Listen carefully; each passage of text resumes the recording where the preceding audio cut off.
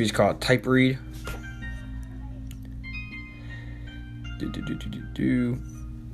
Doesn't send receipts until you start typing. Yeah, so if you ever read a message but weren't able to reply to the person at a time, and then want them thinking that you don't want to talk to them, then this will only send receipts when you start typing. Pretty cool. Next, there's a theme called Bubble, and modern green theme with beautiful glossy icons and colorful backgrounds.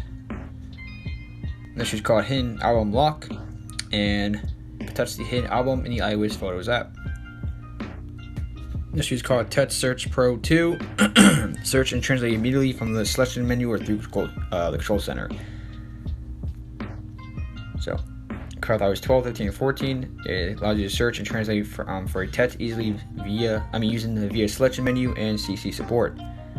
So, you can search for Web View, SF Safari View immediately from a home screen and on the application.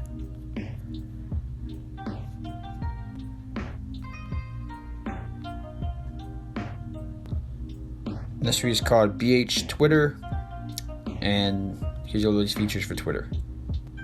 This tweak is called N95. This is called N95 and mask album art images in the Apple Music. This is called Iconer and custom icon selections, colors, and features.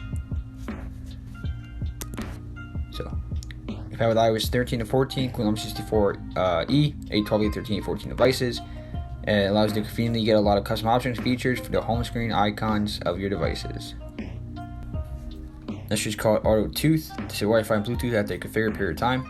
This is called Auto Touch, record and playback touch operations, play macro scripts automatically. It's called Auto Touch with input text, record and playback touch operations, play macro scripts automatically.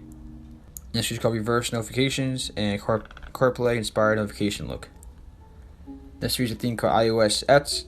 It's actually free on Have Repo, so the developer actually said they moved on to bigger things, so now they're making this tweak free.